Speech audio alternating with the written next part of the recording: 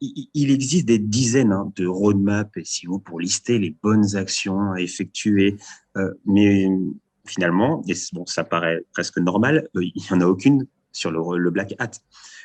Et donc, je reprends mon exemple du tout début avec le site d'un vendeur automobile qui est tout pourri.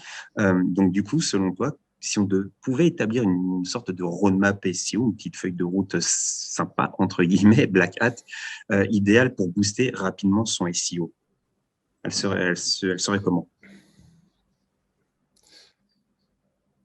Alors, si ce vendeur automobile a une géolocalisation, ce que je ferais, c'est que je prendrais tous les mots-clés concurrentiels aussi de sa niche, les plus gros mots-clés, plus tous les mots-clés de moyenne traîne, enfin, en gros, tous ceux qui sont détectés par les outils classiques, et je rajouterais juste la localisation derrière, et je montrerai un site de façon automatisée avec génération de contenu automatique sur un site à côté. Vraiment très important, pas sur le site principal.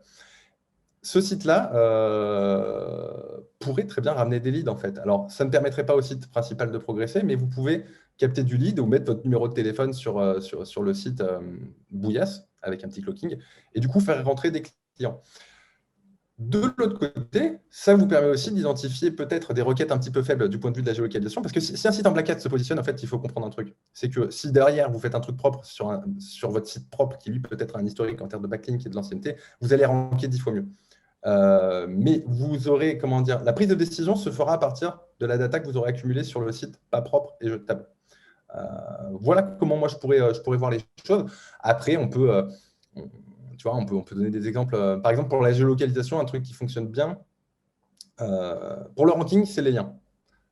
Pour la géolocalisation, le fait d'être cité, que son nom d'entreprise, plus son adresse, plus son numéro de téléphone soit reprise sur d'autres sites, c'est quelque chose qui est vu par Google. Je ne sais plus comment ça s'appelle, mais en gros, c'est juste une citation. Ça peut valoir le coup d'aller peut-être spammer un petit peu des plateformes d'annuaires ou tout un tas de pages qui sont libres en écriture pour aller mettre, cette fois-ci, non pas un lien, mais son nom d'entreprise, son numéro de téléphone, son code postal, etc. Parce que Google fait un lien en fait entre les deux adresses, l'adresse que vous avez sur votre site internet et le fait que vous ayez été repris par ailleurs.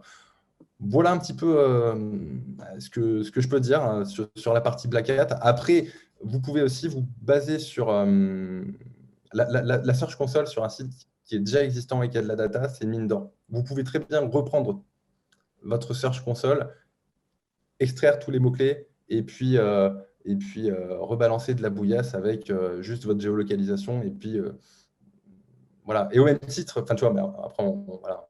C'est un cercle vertueux. Vous pouvez prendre la data du site sale pour ensuite la réinjecter sur le site propre avec un contenu propre. Enfin, voilà. En fait, le Black Hat, c'est juste une manière de capter de la data plus rapide et moins cher.